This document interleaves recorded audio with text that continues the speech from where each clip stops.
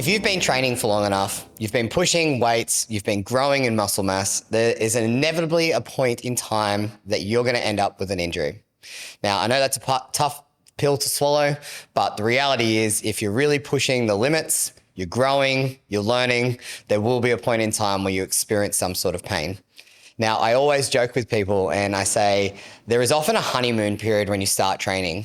And the thing is, at the start of your training journey, all the inputs and all the, the strength, the mobility, everything that you're putting into the system just absorbs it. And it feels really constructive. It doesn't necessarily hurt, and you just feel better and better in your skin. But as you start to train a bit more, that honeymoon period wears out and you will get to a point where you've developed a significant amount of stiffness, you've got a great amount of strength, and there will become a point in time where you get an injury.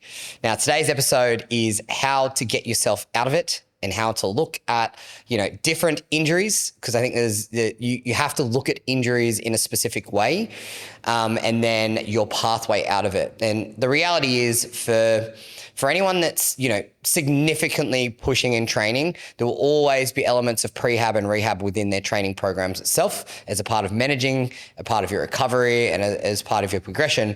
But if there is a point in time where something slows you down, like you've had an acute injury or you've been dealing with something for long enough, we need to have a better plan out of it. So with injuries, you've probably got two main buckets that you can put people in. So the first bucket is an acute injury, like you've sustained an actual injury, like you've had a muscle tear, you've rolled an ankle and torn some ligaments. There's actually damage to your structures. Then the other side of it is you have what is probably more seen in, the active lifters is more chronic style injuries. And they can be, wear and tear over time. They can be RSI. They can be lifting with bad technique. There's a magnitude of things they can be. But really, we have two main buckets. And I think when we're starting to think about injuries and we're starting to look at them and we're also thinking about how to get out of pain, it's important to know where you sit. Are you acute or are you chronic? Now, when we have a look at acute, I want to delve into that one first. And this is the one that, unfortunately has to be a little bit more rigid with its timelines. It has to be more rigid with the rehab process. The reality is it's the one that's probably going to put you out of action for longest. Now, with anything, if you speak to anyone, like you speak to a runner, you speak to a cyclist, you speak to someone that's in the gym, asking that person that commits a serious amount of time to that every single week, asking them not to train is not an option. So the first thing with any injury is just being mindful that you can always find a way to work around an injury. There's always a way to modify a program, remove certain things that could be harming you long-term, and allowing the injury site to repair and, you build up your system as a whole. So if we have a look at acute injuries, really, if you've sustained a tear or you've had something that's, it's been bad enough where you've actually ripped a muscle off the bone, which isn't hugely common, but it does happen in people that are pushing up strength and muscle mass. Those injuries have to be managed in a certain type of way. Now, there's rules to it, and it has to be progressed in a way because, when you sustain a significant injury, the biggest cause of re-injury was your first injury. Now, that's a crazy thing to think about, but what that means is that we just don't get that rehab process right. We rush through it, we miss steps, and you as a lifter, you as a person that's doing the training, you're exposing yourself to a lot of risk. Whether that's on the same side or the opposite side, you've created a weak spot in your body. So you really need to look at acute injuries in a way that's not like, when I'm out of pain, I just forget about it. You really need to follow through and look at the timelines of healing and look at, what outcomes you're trying to get out of it. So I'm going to put a little bit of a framework for this. And this is by far, it's not in depth, but it's a good framework to look at. And if you have dealt with an injury or you're in the midst of it, it's a good way to look at it just to make sure that what you're receiving in terms of healthcare actually matches up with where you need to be.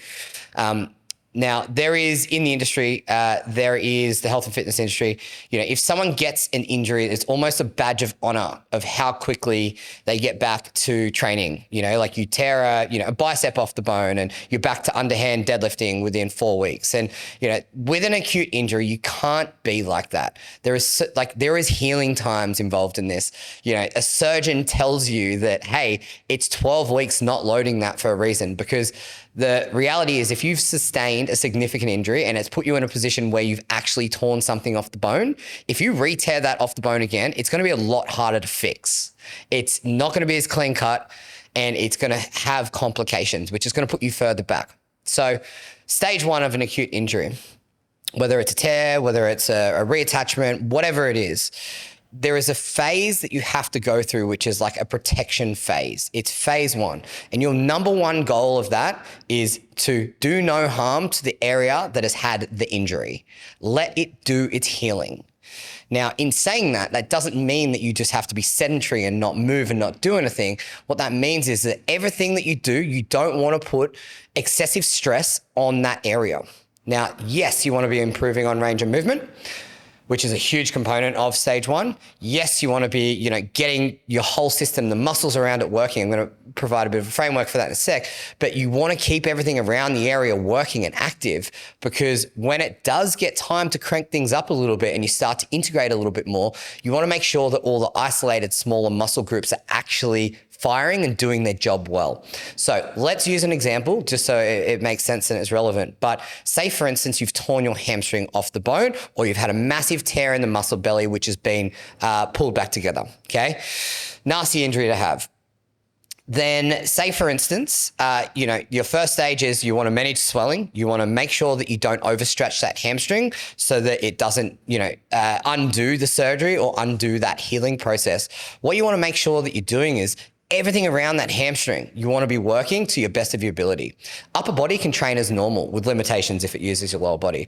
But if you look at the leg, you still want to be doing leg extensions, hip flexion, core work, bent knee hip extension. You want to be working the lower body. You want to be working the calf. You want to be working the front of the shank. You want to be working your foot.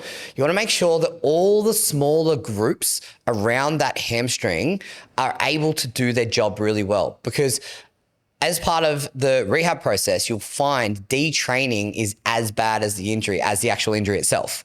So if you let that muscle, the muscle wastes away, it atrophies, and you get very deconditioned, it's going to make your rehab and stage 2 really, really hard. So if you were looking at it in your typical lower body day, you might not want to put the hamstring, for instance, under a huge amount of stress, like doing an RDL, for instance, because that's really stretching out the hamstring. But once the swelling drops off, once your pain sensitivity levels drop down, you can actually implement things such as a bent knee hip extension, like a hip thrust or a glute bridge, providing you're leading from the hip extensors. Now, yes, you're still going to get a little bit of work through that hamstring, through that entire posterior chain, but what you're not getting is you're not getting lengthening under load. So that's the whole thing with the first stage, is you don't want to put that tension on the muscle that is pulling at it when it's loaded, because that's a risk of injury. So first stages of any acute injury is just protection, managing swelling, desensitizing pain, and then getting everything around it working as well as it possibly can without putting pressure on the affected area. Now, if you move into stage 2 is really about integration. Now, in the first phase, we've kind of worked, single muscle groups, all the smaller components. Stage 2 is we want to start to get those guys communicating a little bit more together. So it doesn't mean that we're going to jump into big compound movements like deadlifts and squats, but smaller compound movements, which is allow you to get, it's called co-contractions, where you start to get multiple muscle groups working together synergistically. That is the goal. So let's use an example for a hamstring. I don't want to stretch the hamstring under load, potentially still in the first stages of stage 2, but I want to get some hip loading. I want to get some quad loading. I want to get the ankle involved. A low height step up is a really good option for you, because you're going to be able to shorten the hamstring, get the glute involved, get the quad involved, and we're starting to get that, the stability and the co-contraction going on, which is what we want to be looking to do in stage 2. with that as well, it's a perfect opportunity to start to look at structural balance. Now, there's obviously going to be a difference from left to right because of the injury. But if we actually zoomed out a little bit, prior to having your injury, there actually probably could have been an asymmetry there anyway that had actually caused you to have this injury in the first place. So we want to make sure that what we're doing is, in the first phase, we're really getting everything going. Second phase, we're getting everything working together really well, but we're trying to iron out the kinks of symmetrical differences across the body. So if you had a really, really small quad, it's a perfect opportunity to go all in and try and build up that quad so that both your legs are looking very similar. So stage 2 is, you continue to progress through, but you want bigger compound movements that challenge you more in a compound manner. But you still, stage 2 for you, once you have that full range of movement back anyway, stage 2 is still not crazy like loading. Like for the hamstring, for instance, you're not going to be like using a barbell and doing an eccentric focus RDL, because it's probably too early to start stretching that tissue out under load. So you're still doing exercises and still using stuff that's limited by the exercise, not limited by pain. Because stage 3, when we move into it, that's when we really start to make things a bit more functional and a bit more back to your pre-injury state. Now, this obviously comes in layers as well. You don't just click your fingers and you're back to your peak performance, but stage 3 is about introducing bigger compound movements. Now, this doesn't mean you don't do any small movements at all. You still want to make sure that you're, continuing to do your isolated stuff, continuing to iron out the kinks from left to right. But we're adding, say for instance, you've just been doing step ups and leg extensions and, smaller movements. This may be the phase where you introduce back in something that has a little bit of eccentric loading into it. And you'll probably start off, instead of a hinging movement, if it was the hamstring we're talking about, you would start off with more of a squat-based movement, because you're getting some loading, but you're also holding a lot of that weight through the quads, through the upper back, so it's distributed. It's not just really acutely into the hamstrings. At the back end of stage 3 is when you'll start to look at loading strategies, and you'll start to look at, okay, now it's healed up a significant amount. The pain sensitization has gone down. Symmetrically, I'm moving well. But the other thing you need to think about is a timeline, because timelines dictate healing speed. It's not like you need to make sure you hold yourself to an outcome. So like range of movement, strength ratios, and your ability to control it, but you also can't rush the timeline. So if it took 12 weeks for this certain area in your body to heal, you have to give it its time. Doesn't mean you don't train. It just means that you don't want to put it under too much stress too soon. That's kind of a logical way of thinking about it. But from stage 3 is when we start to integrate in, but you still want to do that in stages where program on program starts to build on one another. Now, say for instance, you were a powerlifter and you wanted to get back to low bars, you would start, and it was a hamstring injury, you would start with squatting variants like a front squat, safety bar, high bar, because it has less stretch on the actual hamstring itself. And once you've built a bit of momentum, you've built some sets and reps in that, that's when you would then start to look at resuming normal activities. But before I move on to more chronic stuff, you need to understand that when you do get back to that point, if it's been 8 months that you've been kind of sidelined, you've been training, but you haven't been training at your other, like the capacity that you used to train at, it's going to take a significant amount of time to get back. Now, that's not like, whoa, doom and gloom. It's like you've got to give yourself a big enough of a runway to actually get enough work done to get you back to your peak. So give yourself a bigger timeline. The biggest thing that I see go wrong with acute-based injuries is people try and rush the process. Like, take the time and make yourself more resilient. Iron out these kinks.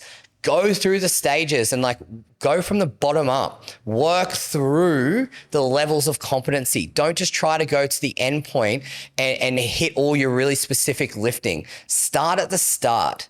I see it all the time on social media where people are like, I've torn this off the bone. 4 weeks later, I'm doing bench press. You don't get a golden star for that. That's not great. Kudos to you for actually progressing that. But the reality is you're actually just exposing yourself to a ton of unnecessary risk. At the end of the day, training is something that should be complementing your lifestyle. It's not like this thing that you punish yourself for. So why would you speed up that process? Use it as an opportunity to get better. And part of that is working on the smaller muscle groups.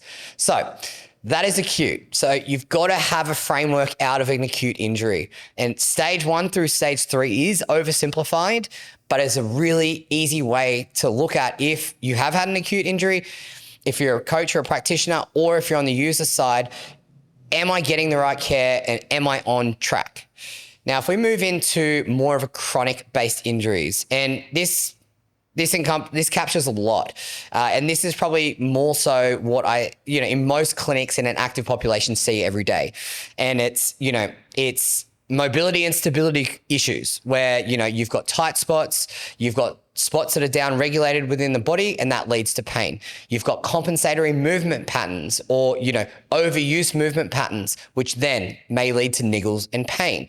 So the chronic side of things, can be pretty debilitating because once pain starts to kick in, it starts to compound. So say, for instance, I had pain in my elbow and, every pulling movement, every pushing movement, everything that I did with my upper body would really start to be affected as that by like any movement that I'm doing. So chronic pain and chronic injuries and RSI injuries can be very debilitating.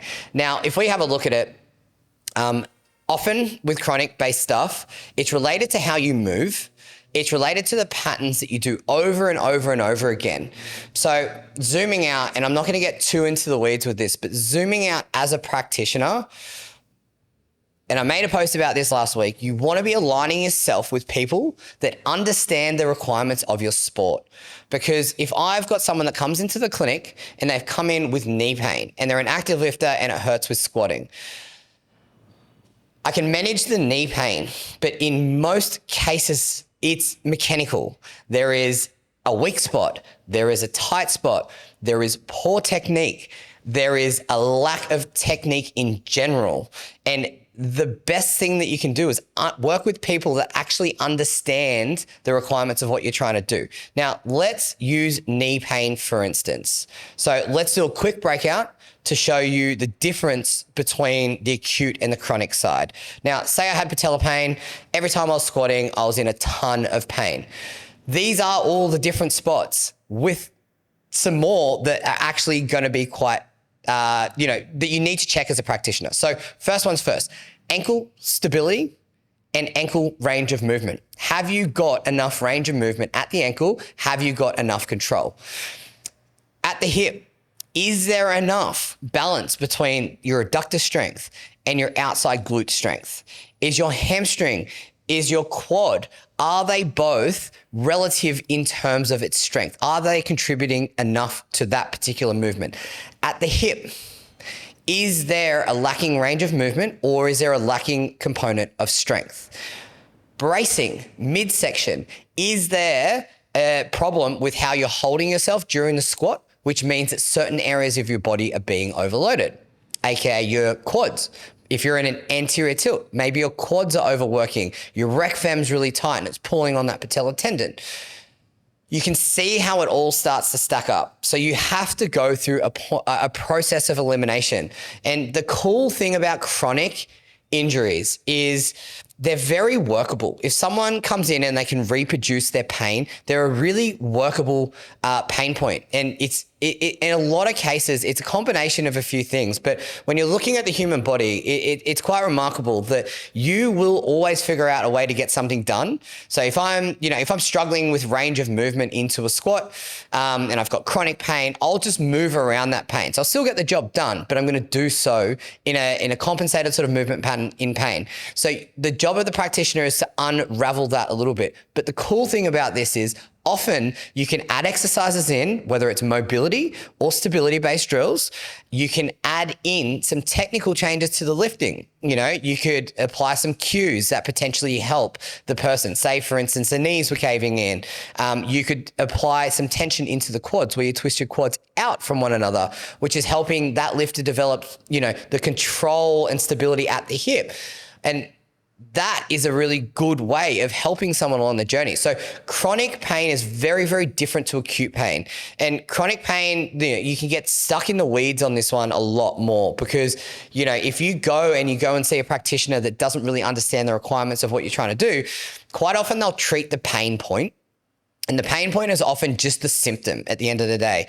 And don't get me wrong, it doesn't discredit the fact that sometimes you need to treat where it hurts, but you want to make sure that you're actually ticking off all your other boxes first. That, you've assessed the ankle, you've assessed the hip, you've assessed core strength, you've actually seen this person move. If we're talking about the squat, that they've got good technique, that they can hold their position under heavy loads. Are they defaulting? Are they able to maintain the right position? These are all things that need to be looked at in someone that actually has more of a chronic-based, injury that you're kind of dealing with, or niggle that you're dealing with. And, often these are the ones that, annoy lifters most, because when you're looking at acute injury, you've got a timeline, there's a way that you can approach it.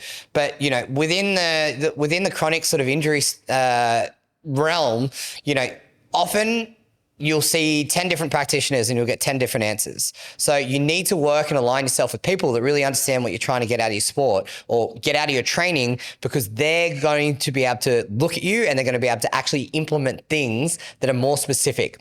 Then over time, what ends up happening is these drills or these cues or these mobility exercises, they just become part of your program. They become part of your prehab. They become part of your warm-up process, and they seamlessly integrate in. But without a good diagnosis of what they are and what these injuries are, you're never actually going to be able to hit that on the head. So when you're looking at injuries, the best thing you can do is place yourself in one or two buckets, the acute or the chronic.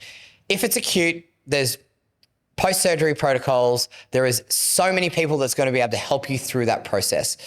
Where I feel like it gets a little bit more nuanced and I feel like you need to really go down a specialist pathway and someone that understands the requirements of your sport is when you're working within a space where it's a chronic niggle. You need to work with people that understand what it is that you're trying to get out of your rehab and help you have strategies that can really sort of implement directly into your training itself. And that wraps up today's episode. I'll see you guys on the next one.